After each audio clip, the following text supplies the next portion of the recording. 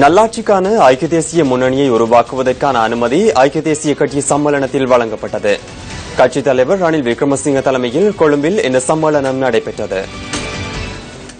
வரல்லை Campbell மைதானத்தில் நடைபெற்ற ஐக்கிய தேசிய கட்சியின் சம்மேளனத்தின் போது எதிர்வரும் தேர்தலில் பின்பற்ற வேண்டிய அடிப்படை கொள்கைகள் முன்வைக்கப்பட்டன.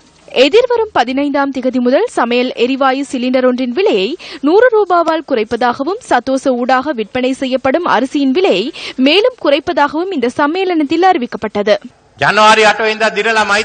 உங்களின் எதிர்காலத்தை உறுதி செய்வதற்காகவே ஜனவரி 8ஆம் தேதி வெற்றி பெற்று மைத்ரிபால சிறிசேனவை ஜனாதிபதியாக்கினோம்.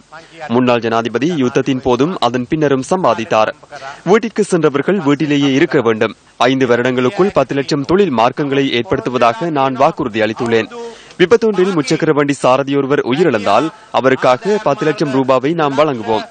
வடக்கிலும் கிழக்கிலும் கொழும்பிலும் காணிகளை இழந்த மக்களுக்கு அவர்களின் உரிமையை மீள பெற்றுக் கொடுப்போம். ஐக்கிய நாடுகள் சபையின் ஊழலுக்கு எதிரான கொள்கைகளை நாம் சட்டமாக்குவோம். திருடர்களை பின்தொடர விசேட பிரிவு ஒன்றை அனுப்புவோம்.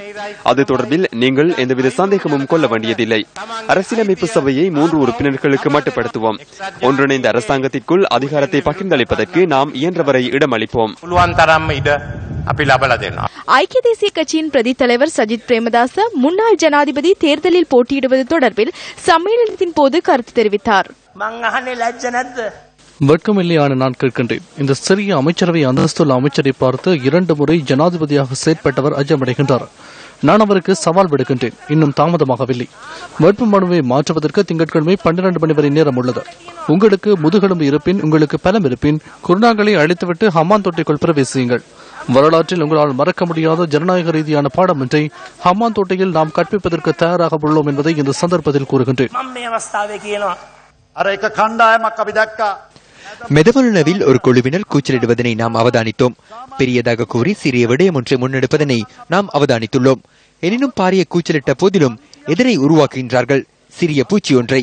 யானை மிகவும் பொறுமையாக இருக்கின்றது. அதனை குழப்பமடைய செய்ய வேண்டாம். நல்லாட்சிக்கான ஐக்கிய தேசிய முன்னணி தேர்தல் பிரகடனத்தை அனுமதிப்பதுடன் நாட்டின் எதிர்காலத்தை கட்டியெழுப்பதற்காக அர்ப்பணிப்பு செய்ய அனைத்து சக்திகளையும் நல்லாட்சிக்கான தேசிய ஐக்கிய முன்னணியுடன் இணையுமாறு நாம் அழைப்பு விடுக்கின்றோம். தமிழ் மக்களும் முஸ்லிம் மக்களும் சிங்கள மக்களும் எல்லோரும் சேர்ந்து ஒரு நாட்டை ஆளி ஒரு சமூகமாக ஐக்கிய தேசிய கட்சியின் தலைமையிலே தமிழர்கள் சிங்களவர்கள் முஸ்லிம்கள் என்ற அந்த போக்கு இல்லாமல் எல்லோரும் சேர்ந்து ஒரு மனதோடு ஒரு ஐக்கியத்தோடு வாழ்வதற்கு நாங்கள் முன்வர வேண்டும். நாங்கள் தமிழ் சிங்களவர்கள் முஸ்லிம் என்ற வேற்றுமை இல்லை. யாராவது ஒருவனுடைய காணியை எந்த அரசாங்கம் எடுத்திருந்தாலும் அந்த காணியை திருப்பிக் கொடுப்பதற்காகத்தான் எங்களுடைய கடமை என்று நான் கூற விரும்புகின்றேன்.